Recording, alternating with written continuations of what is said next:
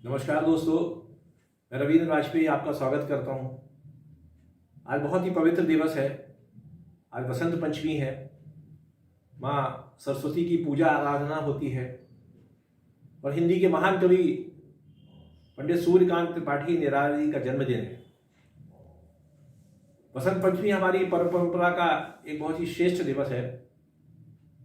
बसंत ऋतु के आगमन की ये पूर्व सूचना जैसा है और भारतीय आध्यात्मिक परंपरा में माँ सरस्वती ज्ञान और कला की अधिष्ठात्री देवी है। निराला जी तो फिर एक बहुत महान विभूति थे जिन्होंने हमें वीणावादिनी वरदे जैसी काव्ययी रचना दी। शुभ प्रसंगों की ये त्रिवेणी निश्चित रूप से एक चिंतन का दिवस भी है। हम भारतीय सदैव प्रकृति के प्रति समर्पित रहे। उसका संरक्षण और उसका संवर्धन हमारी आध्यात्मिक परंपरा के साथ साथ हमारी जीवनचर्या का हिस्सा भी रहा है। लेकिन विकास की एक अंधी वासना की दौड़ में हमने प्रकृति को जो नुकसान पहुंचाया है उसका दंड आज हम भुगत रहे हैं। पूरी दुनिया आज प्रदूषण के कारण चिंतित है। प्रकृति और पर्यावरण को बचाने के लिए सारी दुनिया में प्रयास हो रहे हैं, किंतु मुझे आश्चर्य होता है कि भारत, जहाँ एक घास के तिनके से लेकर के वटवृक्ष तक की पूजा होती है, जहाँ एक छोटे से कंकर से लेकर के हिमालय तक की पूजा होती है, जहाँ नदियों को पवित्र माना जाता है, माँ कहा जाता है, जहाँ समुद्र की पूजा होती है, उस देश में भी पर्यावरण और प्रदूषण की ये जो आज समस्या है, ये निश्चित रूप से कहीं ना कहीं इस बात की ओर इंगित करती है कि हमने अपनी परंपराओं के साथ छल कपट किया है।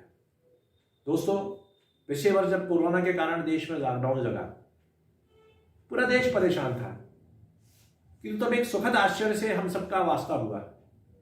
हमने देखा कि हमारी वे नदियां जिनकी गंदगी को लेकर के हम चिंतित थे, जिनकी सफाई के लिए करोड़ों रुपए खर्च होते थे, वे बिना किसी अभियान के, बिना किसी प्रयास के स्वच्छ हो गई।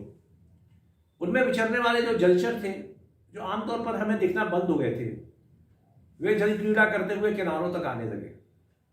हिमालय की वे चोटियां जो प्रदूषण से उत्पन्न धुंध के कारण छुप जाती थी, वे 50 किलोमीटर दूर से हमें दृष्टव्य होने लगी।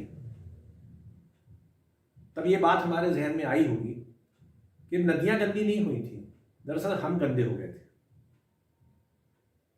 आज जो ही लॉकडाउन हटा, स्थितियां फिर यथावत हो गई।